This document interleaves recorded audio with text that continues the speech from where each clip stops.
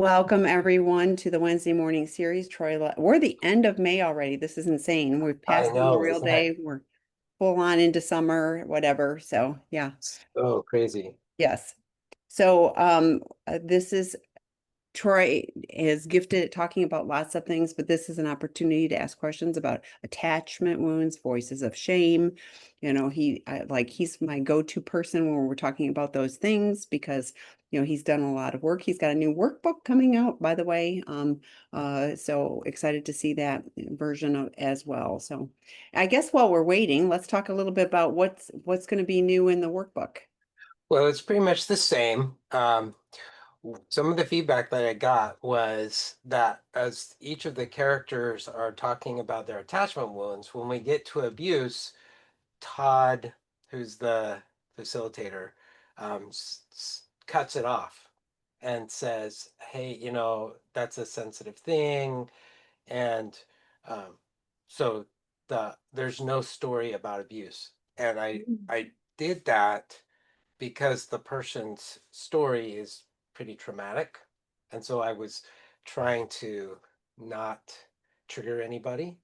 Um, However, the feedback that I got was it conveyed the message that talking about abuse isn't okay. Oh, And wow. I was like, oh, that's totally not what I wanted to convey. So I added Maria's story into the workbook and then corrected some punctuation and stuff along the way. But mostly that's the only addition.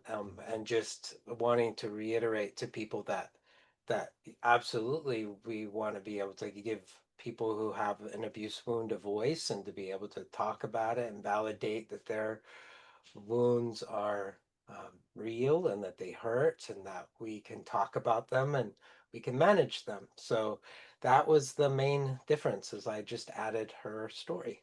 Well, I'm glad and I appreciate the context, with that too. So, and yes, it's like imperative to talk in a safe environment, so if that is part of your story, making sure that you're finding the right resources and obviously reach out to either of us. We're happy to help.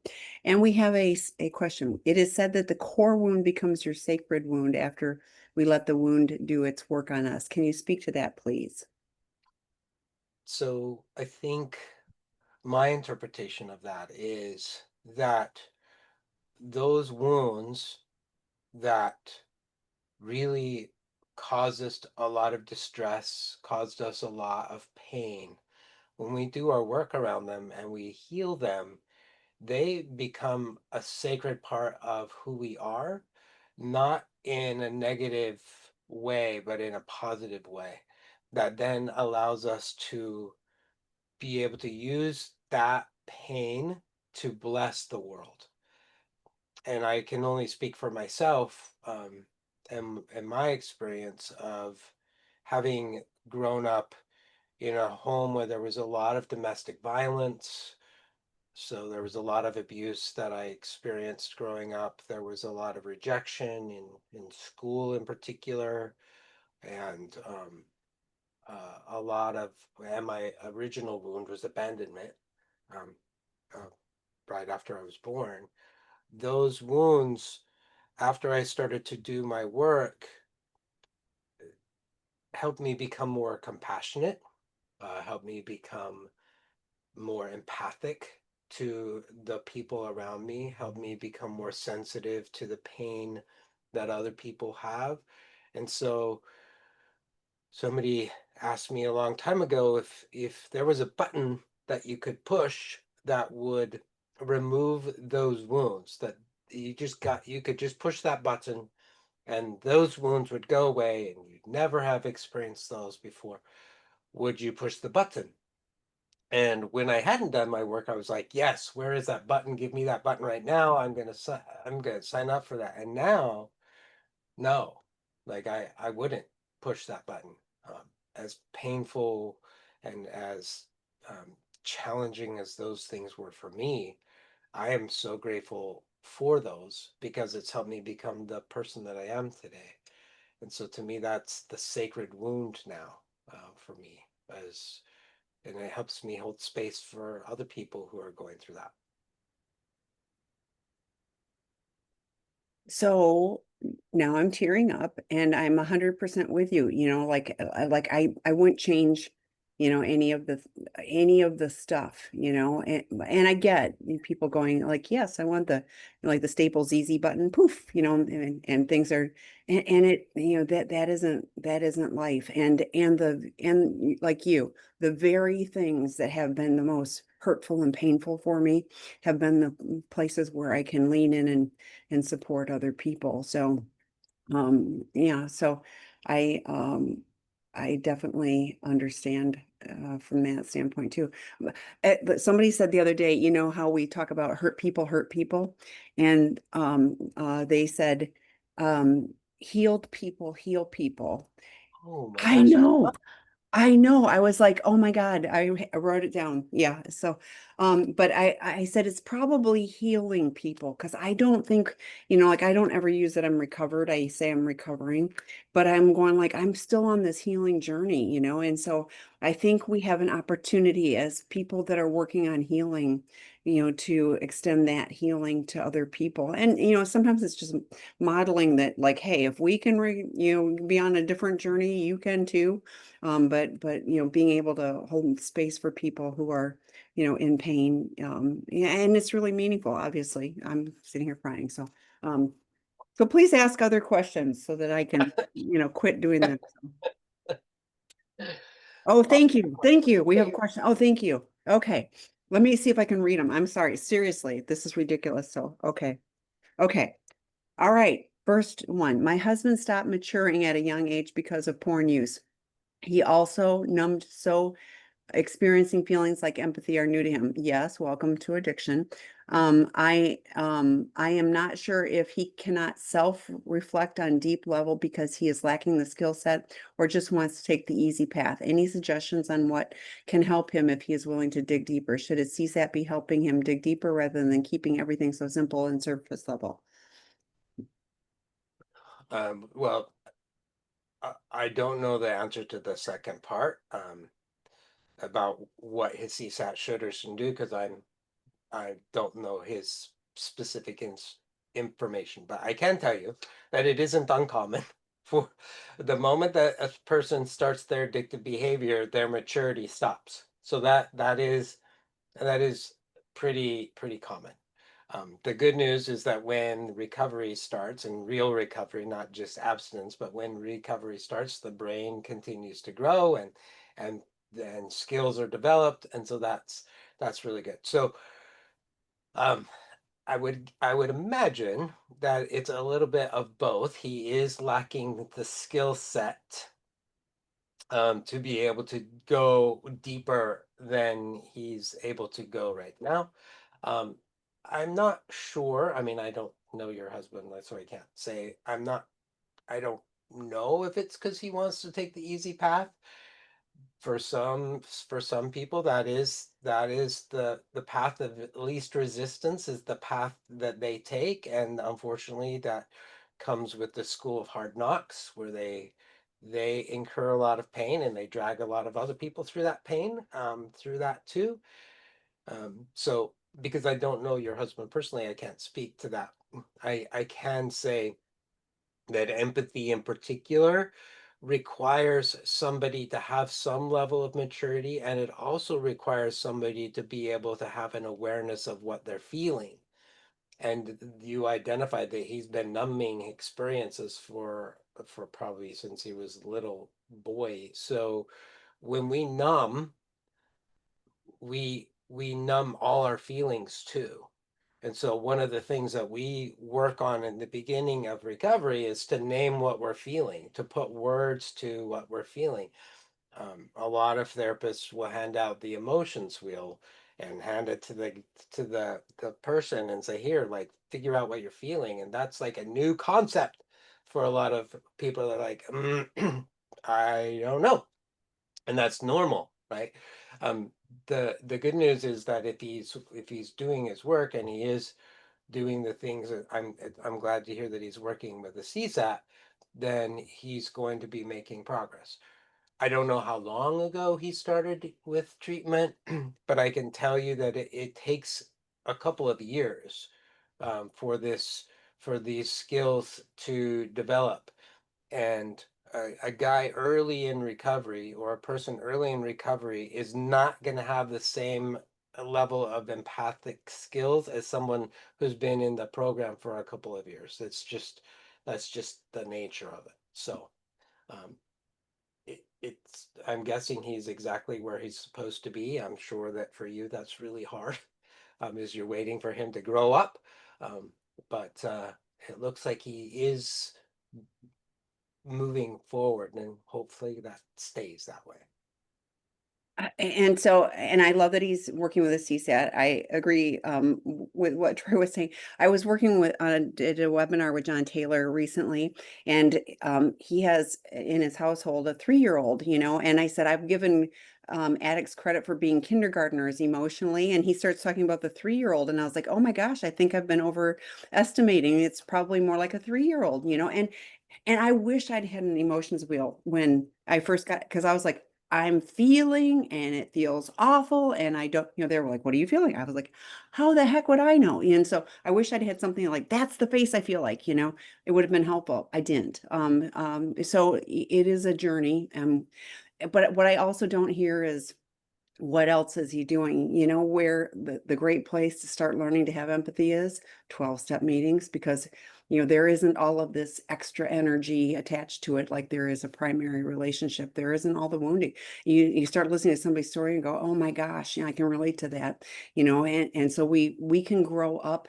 That's what saved me was the 12-step programs. I learned to grow up, in the programs, and learn to identify what emotions there were, learn to have empathy, learn to take responsibility for my actions. So if all he's doing is seeing a CSAT once a week for 50 minutes to address a 24/7 issue, that will be, like you be prepared, because that's really, it's not enough. We have online work groups, including like starting with Sex Addiction 101 or Porn Addiction 101, if all of the acting out has been online. I just looked it up. There's a new Sex Addiction 101 starting on the 10th. After the guys complete those, then doing the attachment wounds with Troy, doing the inner child with Dr. Eddie, like doing those groups makes sense, but you got to get that solid foundation first. So, but as a partner, I would encourage you, if you haven't already done so, joining the Betrayed Partner work group, so that you have some tools and understand what sex addiction is and isn't. And, like have a more realistic time, have have the ability to hold healthy boundaries for you, regardless of what he's doing. But yeah, I'm like, this is the marathon, not the sprint. And so no easy button, no staples, so, but gosh, we can sure learn to be different, and it's worth the journey for those of us that are willing to do it. So this, I asked this question. So this question is, I asked this question on Monday night webinar. I recently had a strong shame reaction to something my wife said. What she said was how she was feeling as a result of the things I have done, the betrayal I dropped on her. Instead of making room for her grief and feelings, I went into the big shame state of mind, and my judge and politician, I love that you're using those terms, because we were talking about that, looming very large over me. I missed an opportunity to hold space for her trauma. Is there a quick and easy method when in real time I can stop those shadows from showing up and be present for my wife, and then deal with my feelings at another time? Thank you for coming back and asking the guy who is best qualified to answer this. So yeah, I don't know if it's quick, and I mean it's quick. I don't know if it's easy. I love that you identified them. So one thing you could do now is go back to your wife and say, hey, I did not react very well. I was hijacked by my shadows, and my shame really sucked me into the abyss. And instead of showing up for you, I went into a shame place, and that's not what I wanted. So, can I try that again?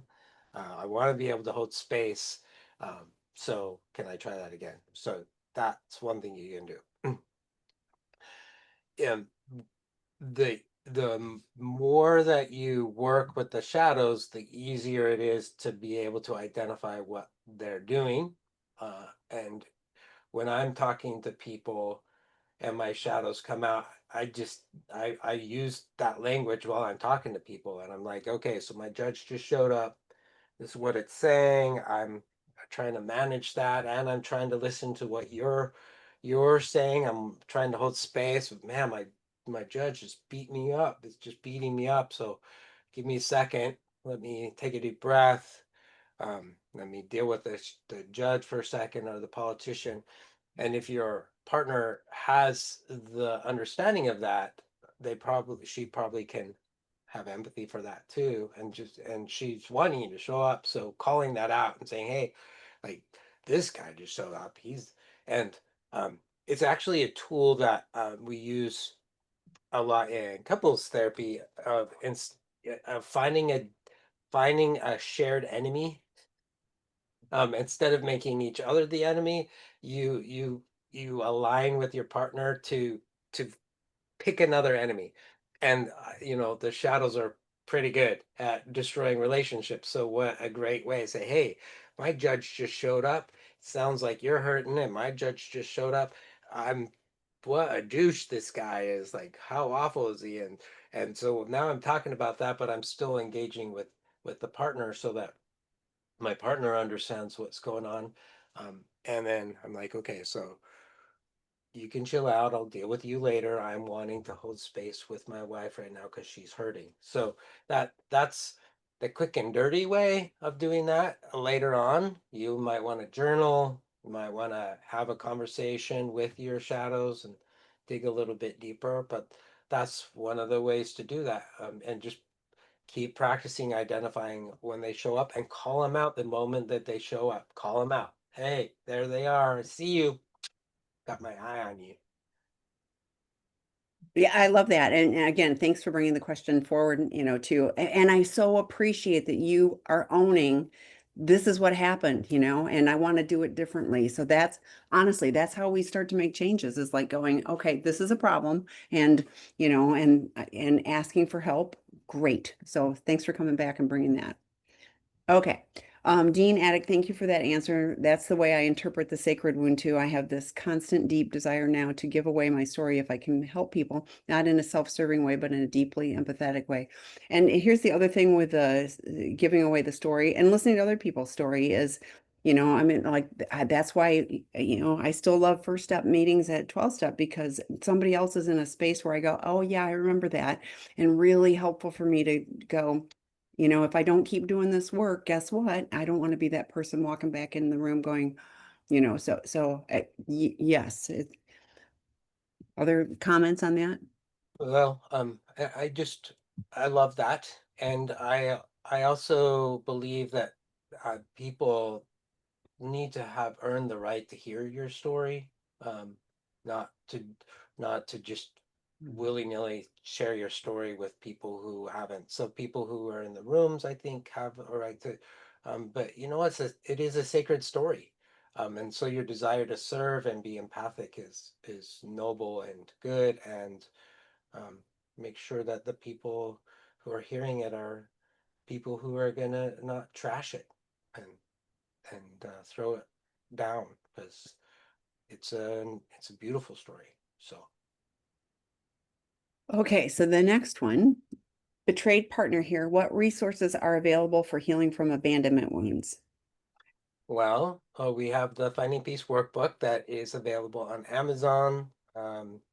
We have this that we have what else do we have? We have I don't have I should probably maybe do a class for partners on here one day. Well, Uh, there's a thought.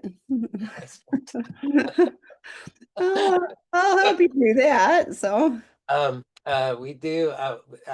We have had betrayed partner retreats, both seeking integrity and through finding peace. So both of those have been available for betrayed partners. I know that in September we have another Finding Peace retreat that is coming up in Texas, and we have had a lot of women or betrayed partners go to that.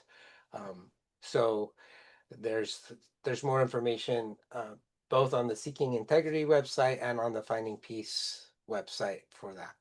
and I'm putting links for those of you that are joining live. I'm putting links for both the workbook on Amazon, so it's the long one. And then for the retreat, you can find some information about that. So those would be with Troy directly. We have the Empowered Women's Retreat. I will actually pull that for you too. We just had another one this last weekend, but there is one in August in Kentucky, and lots of healing from many wounds on many levels, you know, not just abandonment wounds, but betrayal. I mean, like the whole, you know, neglect, whatever, you know, in all of those. So check them out, see what, you know, might be a fit for you. Um, so my PA is about 10 months into recovery. He's been sober this whole time and got much better in many ways, but not in our communication. He can't hold space for me or talk about my pain with empathy. Either goes into deflection, shame, or defense, and then we argue for hours or days. Recently, he started flipping the narrative and blaming me for why we're in this place, attacking my character, calling me controlling and shaming for how much more healing work he's done than I did. Oh, goodness. Oh, this is one of two. So hang on. Yesterday, he left with most of his things, electronic devices. We also removed accountability apps. He says it's for us, and I will just have to trust him. I asked to wait and work on it with his therapist if he thinks a separation is needed so we can do it in a safer way. He says he can't wait and left. I don't know what to think or how to believe that this can be a good thing and how impulsively it's been done with all the safety measures being gone. Oh my goodness. Thank you for sharing this. I'm glad you're here. So, Yeah. My heart hurts with you, first of all. I can't even imagine like how much panic and fear is being stirred up in this moment. What we were saying earlier is that when people are early on in recovery, they really, the person who's struggling with compulsive or addictive behaviors, they really do struggle with empathy. So he's 10 months in, that would make sense that he still hasn't wrapped his head around those skills yet. And um, part of what hijacks empathy is shame. So if we put it on a spectrum, on one side we have empathy, and on the other side we have shame. So the way that he is deflecting and blaming and getting defensive are all of his shame stuff go coming up, and so he wants to point fingers and blame you. Blame is defined in the research as a way of getting rid of pain and discomfort. So if I can blame you, then I'm just trying to pass off all my pain and discomfort onto you, and then you can manage that. So it, you know, my heart hurts because he clearly is in a place where he's hurting, and so are you. And now he's just left. So there's abandonment going on now with you, and you don't know what he's doing. It sounds like he's turned off all his accountability stuff. So I don't know where his accountability partner is. I don't know any of that stuff is for you, and that leaves you feeling really uncertain. So we can't do anything about him, but what we can try to do is get you some support, and help you not feel alone. We have several Betrayed Partner drop-in groups that we host at Seeking Integrity. They're all free. Nancy, not Nancy, Tammy just posted uh, the group book for workbook for the work. work group for betrayed Oh my partner. gosh, for Yeah. Betrayed Let me Partners help you out there. there. Yeah, thank you. Because there there are things that you need to do for you, in order to protect you and be able to have support for you. And if he really is going to throw recovery out the window, which I'm hoping he's not going to do, but if he is, and he's not willing to work on this with his therapist, those are some really red flags for the relationship. So getting the support that you need would be really key during this time. Yeah, and Troy's right. I did put the work group for betrayed partners that does not start till late July. So but I also included like there's a porn addiction no, I'm sorry. There's a porn addiction betrayed partners drop-in group tomorrow morning at 7:30 a.m. Pacific time. That is a, you know, a space. I gotta think. Today is Wednesday. I'm off because of the holiday. So there is and this is, I'm throwing this out there. So, but there's a moving on alone betrayed partner group on Thursdays. That is for partners who have left, been left, or have one foot out the door. So it's got nothing to do with, like you don't, there isn't a certain, category you need to fit into, but that is for, when somebody's, walked out the door and is like, that could be a space that might be helpful for you too. So check, that out as well. So lots of red flags, he's 10 months into recovery, and that's a that's all nice. But I also don't hear anything that he was doing, like instead of doing that impetuous compulsive, like I'm just leaving and blaming you and everything, I didn't hear he called a sponsor. He, met with his therapist and was like, well, let's talk about a therapeutic separation instead of just walking out the door. So some concerning things. So yeah, what are you doing to hold space for you? I hope you're working with a qualified therapist. If you don't have one, email tami@seekingintegrity.com. Let me know where you're located, and I'll do my best to help you find somebody who works from a codependent lens, to help support you. But yeah, I mean, like Troy said earlier too, yeah, recovery takes, 2 to 5 years if you're doing all the work, and it isn't, just like, well, I'm punching the clock at my therapist once a week. It's like there's real work on a daily basis in order to do that. But yes, removing all of the accountability things so his sponsor and therapist aren't seeing those things, that feels like somebody who's, going to choose a negative path. And, then what are you doing to take care of you is really, you've got no control over him, but you can sure get support, for you in this difficult time. Okay, so then the next one, there has been healing for us, the betrayed partner and the addict in early recovery, 15 months post-discovery, and day-to-day interactions are calmer. That's fantastic. There is much more regulation and ability to extend compassion and grace to each other. The calm we experience can shift abruptly with an evocative cue. How can we continue to build trust in the relationships when there is turbulence that is arises from reality of past addictive behaviors? I love that question. I do too. Um, is there no? Okay. Um, Beautiful question. So that's where the language of the attachment wounds can be really helpful in helping each other understand what has happened. So it's when we talk about the attachment wounds, and I'll bring them up so you can see them. Loss, neglect, rejection, abandonment, betrayal, and abuse. When we talk about them, you'll notice that there isn't, I mean, we could, but there isn't really space for blame here because we're talking about a wound. Like it's kind of like when my son was little and he would fall down and he'd hurt his knee, he had a big scab, he'd want to show everybody. Like, you want to see my scab? You want to see my he thought it was pretty cool. His war wounds, right? So that's what it's like. It's so when these things happen, if we use language around that and say, hey, when this thing just happened right now, that really bumped up against my betrayal wound, or that really bumped up against my rejection wound, and this is how it hurts.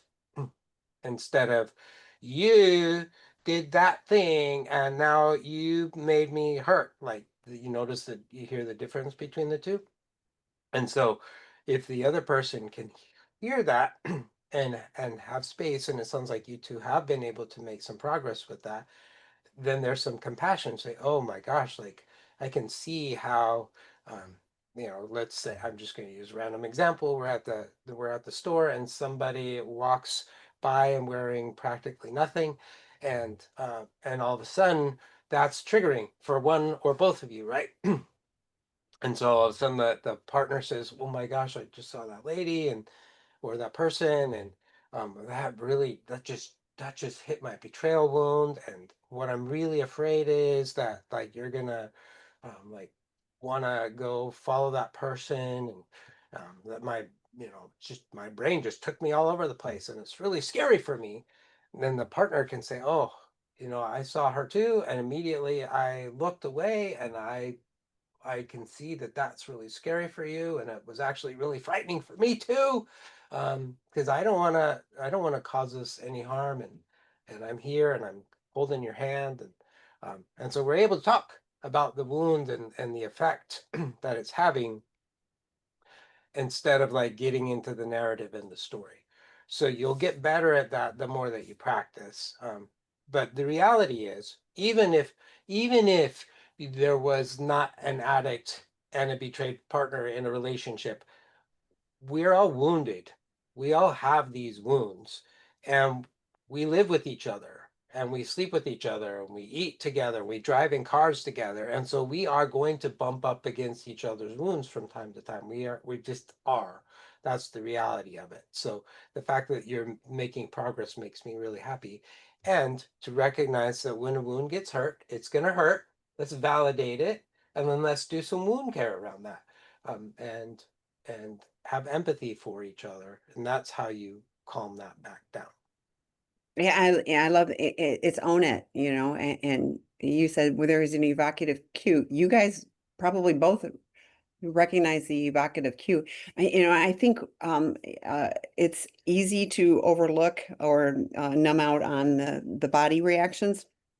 But I have learned for myself that, when I'm getting poked in one of those wounds, I start having a physical reaction to that. And if I'm paying attention to that, that's the precursor to whatever, reactionary thing. And so having the ability to go, we say it a lot on the webinars, slow everything down. And I think, you know, it's like if you're doing the scan for the wound, okay, I'm going to scan for the wound. I'm not just going to go, address the wound. I'm going to scan and go, what's really going on? What wound is being poked?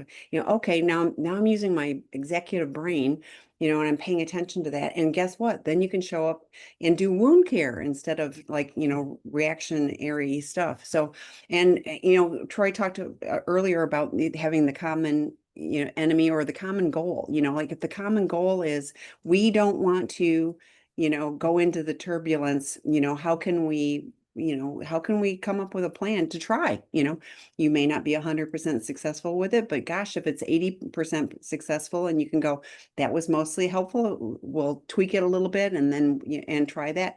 But then again, you have a common goal, you have a common place to start, with, okay, I'm starting to feel this. I'm starting to feel it too. Okay, what can we do to calm each other down? We talk about co-regulation, and it goes both ways. If you're both escalating, then more turbulence. But if one of you is going like, yeah, I'm going to choose to do grounding, I'm going to choose to, okay, you can co-regulate in a positive way and have a discussion about, yeah, that's very triggering. So lots of good things, but I love hearing that you're making good progress and that you're also going like, this isn't working, and how can we navigate that space? So good question. Okay, essay here. Um, Hang on, sorry. My phone started going. Essay here. I am that guy who had to walk back into the room. I was given a second chance, and after a couple of years of sobriety, I blew it. I didn't know then what I'm learning now. That's unfortunately how it works. But my wife has said she cannot be married to me, and it feels like it's too late. Most people don't get a third chance. All that said, I have a ton of empathy. I say sorry all the time, but are there more effective ways to show my empathy? Yes, don't say I'm sorry anymore. Yeah, I know. I was like, yeah, that's not one of those who No help. offense. Oh, yeah. Uh, uh, a lot of betrayed partners tell me that they're sick of hearing their partner say it, that they're Yeah. sorry. It's That doesn't action. Yeah. that doesn't do not anything. Yeah. Number so I hear your pain, um, and I want you to know that you're not alone, um, with what you wrote at the top of your thing. It is continued. So should I? Okay. Yeah, keep. I miss that it would, but I see, I wish I had stuck with recovery I needed the first time. Wish I knew then how hard this would be, and I'm fully committed this time. Is there any hope of saving my marriage in spite of my acting out? I love my wife more than anything. I want to support her through this and be present for what it is she needs, but I also don't know how to let go. I'm working with a CSAT and attending groups, FYI. So I think those two are tied. I think so. Okay, thank you. Mhm. Because I don't know the specifics of your situation, I can't tell whether there is or isn't any hope of saving the marriage. What I can tell you is that there are lots of things that you can do still that can improve the relationship with her, even if the marriage ends. Um, and speaking as a divorced person myself, I've watched other people who've gone through divorce, and the battle between the partners is horrific, and the children are the side effect. They are the collateral damage, and that's hard for them. So if there's any way where this can be done in a way that there's still love and kindness and compassion, then I have hope for that. I'm hoping that that's not what happens for y'all. I wouldn't wish divorce on anybody. It stinks. Um, that being said, you asked if there's a more effective way to show your empathy. And part of that is having an understanding, a deep understanding of how your behavior has impacted her. And I'm assuming her, but you said wife, I so said wife, so yeah. um, impacting her. So the challenge is that over the years she's probably tried to tell you and you didn't hear it. And I'm not saying that to shame you. That's just what's probably happened. Um, so being able to understand the pain and then being able to validate that pain and to be able to say that is something that you should never have had to have gone through. The fact that you did, it makes my heart hurt that you've gone through that so badly. Here are the things that you can expect from me in the future that will be different, and they're not just fake promises. Like, you need to be able to follow through on what you say that you're going to do, um, so that, and then follow through on that, like do that stuff. And then if she gets triggered and she's telling you, hey, like this thing came up, and it really hurt, rather than saying, well, I'm sorry, I'm sorry, I'm sorry, it's like, well, tell me more, like help me understand. I really want to be able to wrap my head around how much this was, how much this impacted you, and then let it move you, like let it touch you. And the question that I ask a lot of times when I'm working with couples is, one person has just shared their pain and their woundedness and they've described it, and I'll say, okay, how does that move you? How does that touch you? um, what happens? How do you want to respond to their pain? And the answer is not usually, well, I'm sorry. Like, that's not usually it's like, well, that just hurt. Like, it's so deep that you feel that way, that it's that painful. My heart is breaking that you've experienced that. And being able to validate that kind of stuff and then behave differently. So validate it and then say, this is what you can expect from me in the future. This is what I'm going to do differently. And then make sure you follow through. And it helps that you have a accountability buddy or a sponsor or a therapist that you're holding yourself accountable to. So when you struggle, and we're not perfect, right? We can go check that in with our sponsor, our accountability buddy, and then we can go back and have the conversation with our partner and say, hey, okay, I said that this is what you could count on, and this is where I messed up, and this is what I'm doing about it, and this is how it's going to be different, so that you continue to take ownership. Because the apology in and of itself doesn't do anything anymore. They're tired of hearing that. Yeah, I said I don't use sorry much uh anymore because sorry, I actually say I owe you an amends. Like I use the 12-step language. I want to share a couple things. My grandma used to say, because it says I wish. My grandma used to say, bless her heart, if wishes were horses, then beggars could ride. And I was like, I was a kid, but I was like, oh yeah, like wishing doesn't help anything. And Dr. Eddie shared in one of the webinars, he was sharing Dr. Gabor Mate's, you can't make what happened unhappen. And I think that that's a really important thing to consider, as well, that you can't make that unhappen.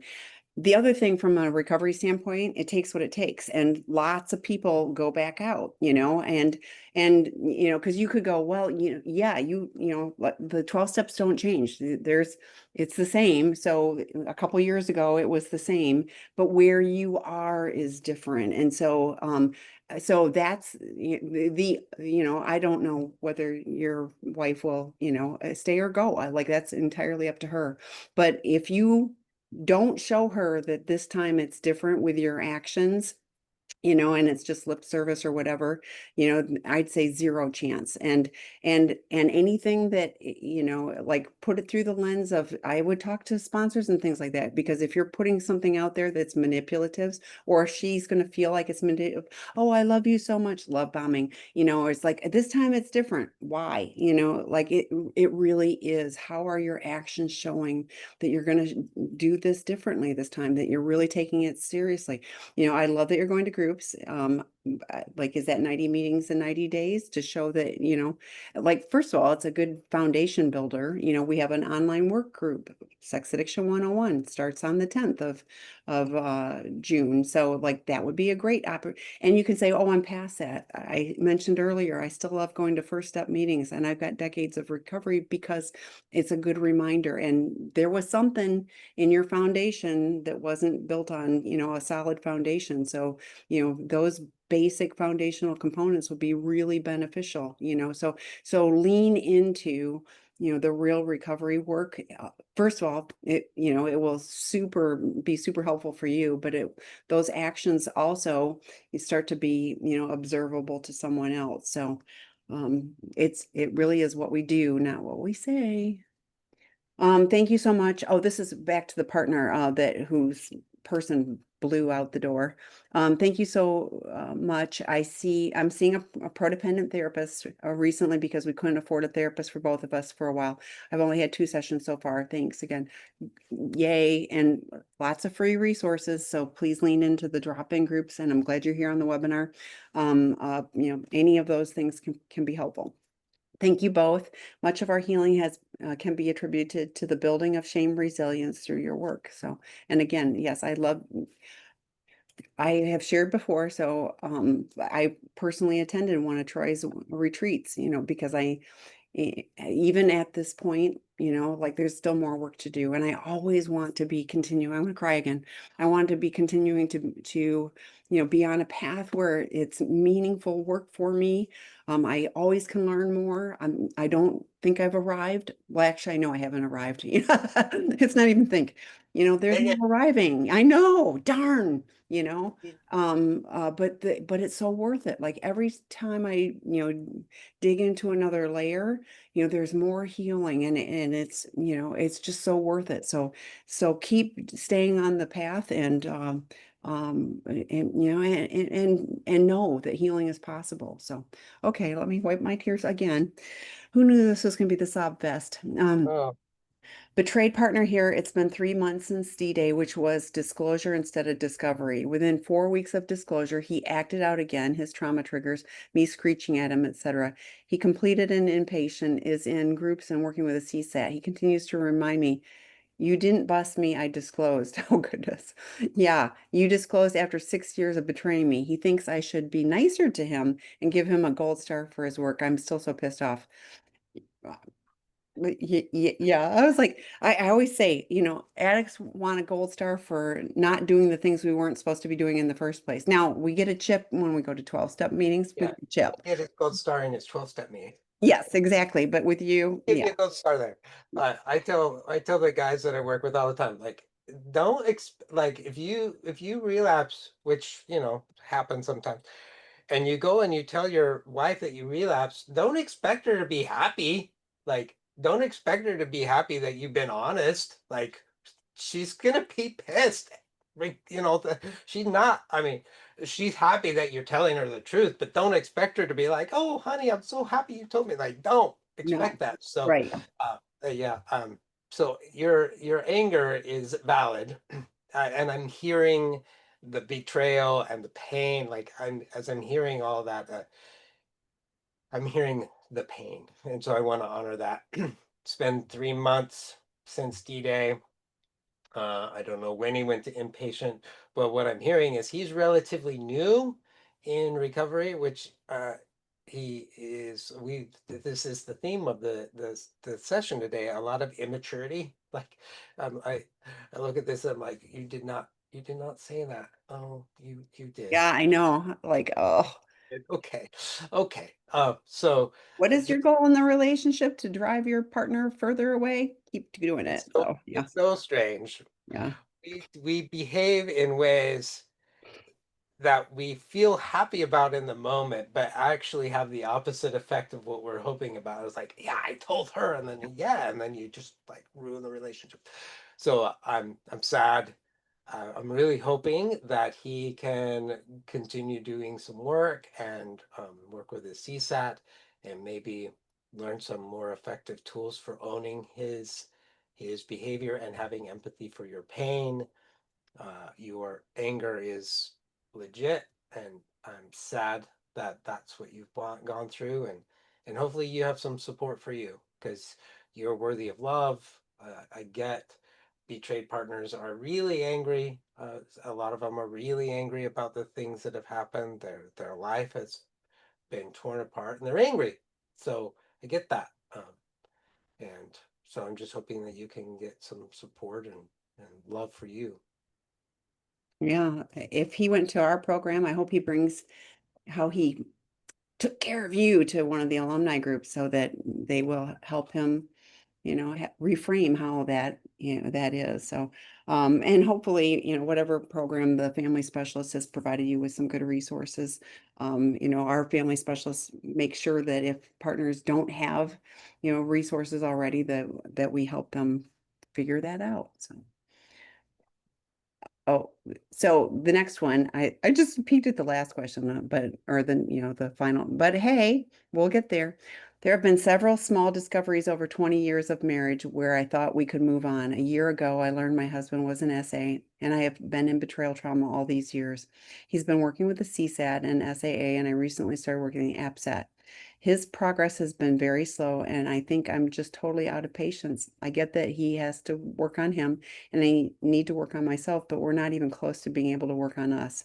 I worry that I'm just delaying the inevitable divorce. I'm not willing to live with the fear of him acting out, and I'm not willing to wait until I'm on my deathbed for him to get into good recovery. But we have two young children.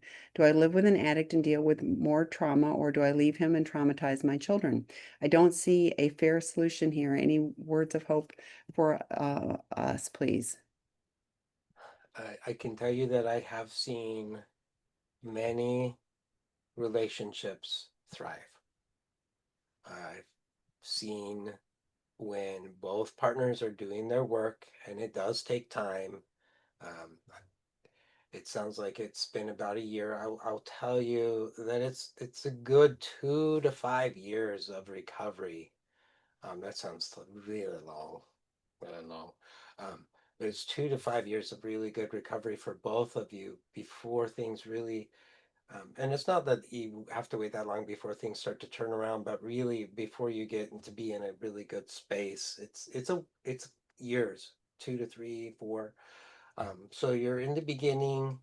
Um, I'm glad that he's working with he has. I don't know what it means by slow, um, but I guess I'd be happy if it's slow and steady, versus I'm working really, really hard, but there's no foundation, you know what I'm saying? Like that, if he's really building a strong foundation and he's really working on that, um, then I would prefer that than fast. Um, I also want to honor like that there is that fear, that absolute fear that you have about I don't know if I can stay. I don't know if I can deal with the anxiety of whether he's going to act out. I don't know the nature of his acting out. There's different levels of that. Um, so your your fears are legit. I'm hoping that you also are finding some support for you. We have drop-in groups for betrayed partners. We have recommendations for therapists for you because this is going to take both of you in order to be able to make it work. Um, that isn't to say that it's your fault that he has the addiction, but there are things that you can do to help you become healthier regardless of what he does, so that if the decision is that you leave, you'll know how to be able to manage that more resiliently. And if it is that there y'all are able to work together and stay, you will have a happier marriage. You'll have a stronger marriage than you did before. So um, there is hope. Uh, I wouldn't, Tammy and I wouldn't be doing this if we didn't have hope that people can change and relationships can get better. So I believe that there's hope for you. Yeah, and I'll say that I believe there's hope for you regardless of what he does or doesn't do. I mean, I often share that you're working with an app set. Now their app sets are sometimes they're therapists and sometimes they're just coaches. So I don't know what you're working with. A coach can help you with, here and moving forward. A therapist can help, with some of the underlying issues, like the pain that, the trauma and betrayal that, that you've experienced. So, and both can be helpful. I hear that he's working with a CSAT and and is an SAA. Great. But like you can go warm a seat for years at 12 step and not really make any progress. So I'm more curious of like, what step is he on? The steps 4 through 9 are the housekeeping steps. Those really help, change things. The more work that is being done in 12 step, hopefully he's done all 12. If he's been in SAA for a year, he should I won't you should. Ideally, he will have been through all 12 steps and is, continuing the maintenance steps. And I think it's fair for you to be watching what he's doing. And again, we talked about, 2 to 5 years, and it sounds like a really long time. But, I also mentioned, we're emotionally 3-year-olds instead of kindergartners, and so we have a lot of work to do. We can grow up, but the more work we do to grow up, the faster we start to see those results. I did include, we did a series, Should I Stay or Should I Go? And I think that's a really helpful series because, it gives you some education and information, some things to consider. Kristen Snowden's webinar was on, included some Dr. Gottman's work, and you can journal about, do I even like this person? Like, I mean, there's some foundational things, and if you can get to yeah, I'm mostly in, then okay, then you can make a case for like, okay, I'm willing to see.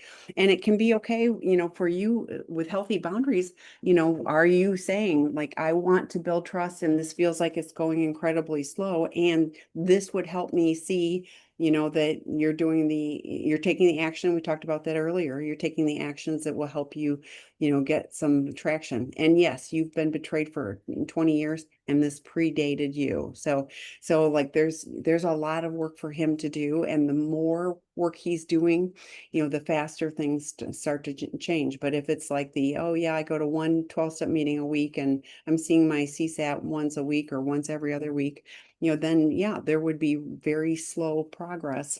If any. I mean, the addiction is a 24/7 issue. Like, what the problem is? It's our heads, it's our brains, our thinking is a problem. And, the acting out is a symptom. And so the more help we get to course correct on that, the better.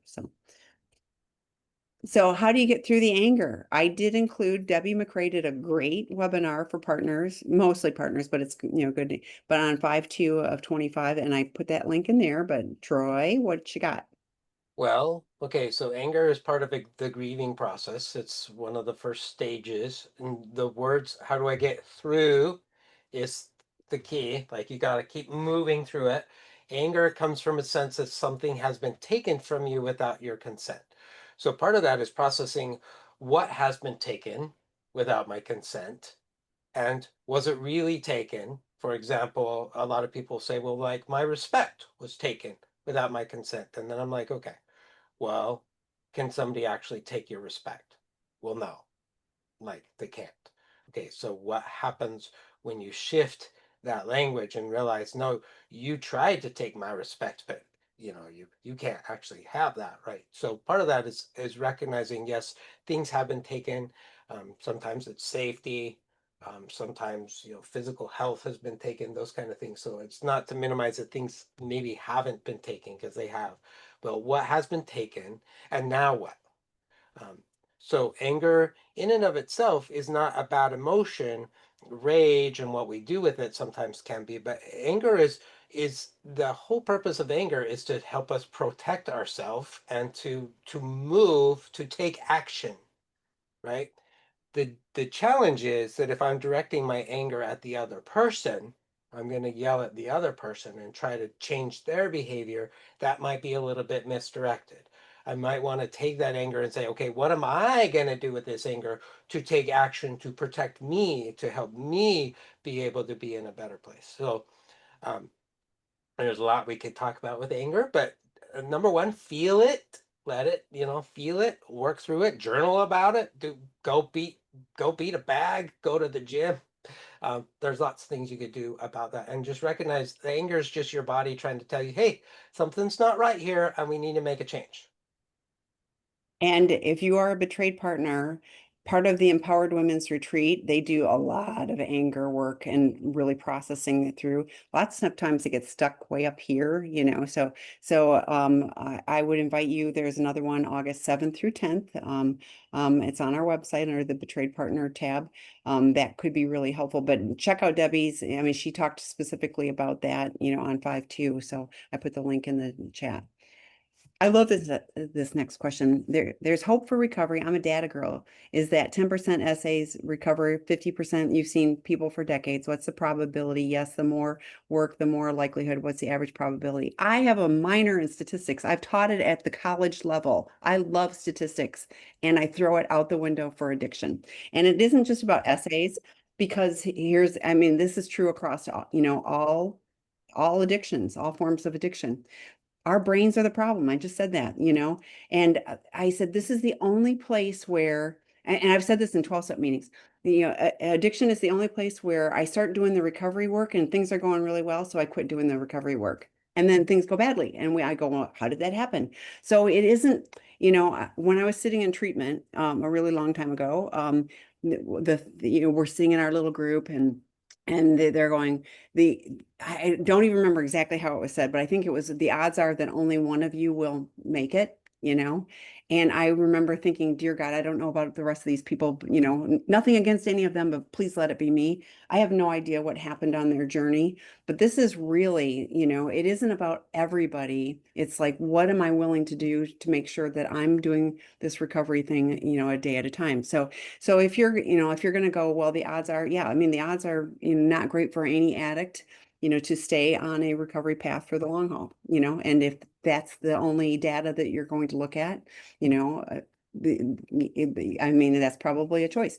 If you're looking at what is this human being that I'm looking at willing to do, and what are they doing on a daily basis I don't tell my husband, I mean, he's never known me in active addiction. I will never say to him, I'll never act out again. I mean, we've been married decades. And I just go, he knows I still go to meetings. I still do what I need to do. I mean, that's my little insurance policy, but I would never tell him I'll never do that again. I'm going to do what I need to do so I don't have to, or that I don't choose to. I got life really good, so I don't want to. But yeah, so I love statistics, and with addiction, like, so, and here's the other thing, like I always laugh because, when a treatment center says, and we have, these whatever, I'm going, you're calling addicts. Guess what? Addicts lie. So if they answer the phone and they say, yeah, I'm doing great in recovery. I haven't, acted out. I haven't had a whatever. Like, really? That's going to be your, data gathering. So it's whatever. Anyway, that's my long answer. Do you have time to stay and thoughts Yeah. on that? Okay. So Well, it's so the challenge is like, what is our definition of recovery, right? So are we True. just talking about sobriety? So everybody's definition is different. So that's part of the challenge. What I can tell you is that I have seen couples work through their stuff and they are happier, that they are more committed, they are more bonded. I've seen men and women who've gotten a divorce and then they've found a way to move forward and they've been able to find more peace and joy and meaning in their life. So I can't give you a number because life happens, but I can tell you that I have seen it happen. And I've also seen the people who continue to struggle and stumble, and that's not to shame them or say that they're not working hard enough. Like sometimes life just sucks for people. Um, but I can tell you that the ones that thrive are the ones that are doing the main things. They have accountability. They go to their sponsor. They check in with their higher power. They are being open and honest with their partner.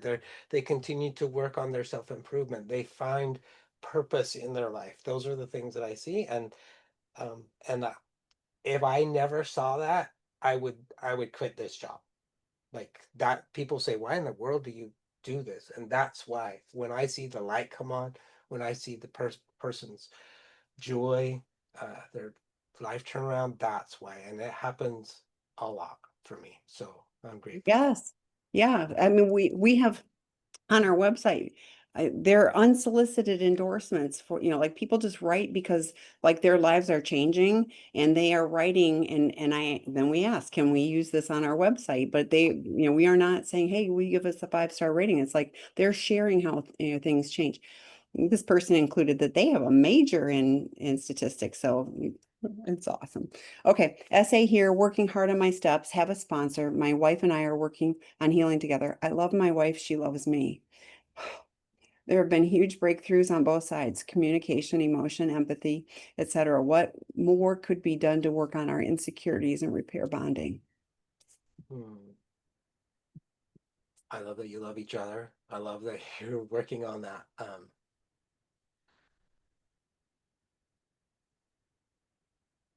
I don't know what you've done. So I don't know what you've done already, but don't give up. Continue to be open and honest. Um, I use a there's a check-in that I have my couples do that's different than Fanos. Um, and one of the parts of the check-in is to just look at each other in the eye for 4 minutes every day. Wow. And research shows that if that's all you did, is to just stare at each other in the eye and hold space for each other every day, your relationship would improve. And the way that I have people do it is I like, okay, pick a song that you like that's about 4 minutes long, play the song. When the song's over, then you're done. And then next week your partner gets to pick the song. um, but doing those kind of things like that where you're able to continue practicing the emotional connection, being able to practice being able to hold space for each other. uh, I have a love renewed class that I teach maybe twice a year. So you could go to the Finding Peace website and sign up for the next one. There's a lot of stuff we do around that. If you could find a therapist that is works in emotionally focused couples therapy with Sue Johnson's work, there's a lot of CSATs who are also connected with her work. So those are some things, but continuing to be vulnerable with each other and be open and check in every day. Those are some simple things you can do. Well, all of that, and Troy mentioned earlier, just owning, when he said, "Oh, there's my judge showing up," like, can you voice? Here's my insecurity showing up. Like, I bet if you did that, each of you, that would be really powerful too. There is, Angela Spearman who hosts the betrayed partner work group. She also does the Sunday night group. She and one of her colleagues do a couples intensive. It's not for everybody, but when couples are on a certain point in their relationship and at that point, that can be really helpful too. So any of those, and you can always email me if you want information on that. But yeah, like, I hear you guys being willing to do it, deeper, but I love, that you're owning your insecurities too. So. Okay, so then are there 12-step programs for betrayed partners that you recommend? Here's the challenge. I put the list on and we recommend them. No, we don't really recommend them unless you're able to hold the space because most of the 12-step groups or partners use codependent language. And so it's challenging. There are partners who actually can hold the space and go, I'm going to ignore that language and take the group and the boundaries and all of those things is helpful. I like seeing the people in person and like that's useful for me.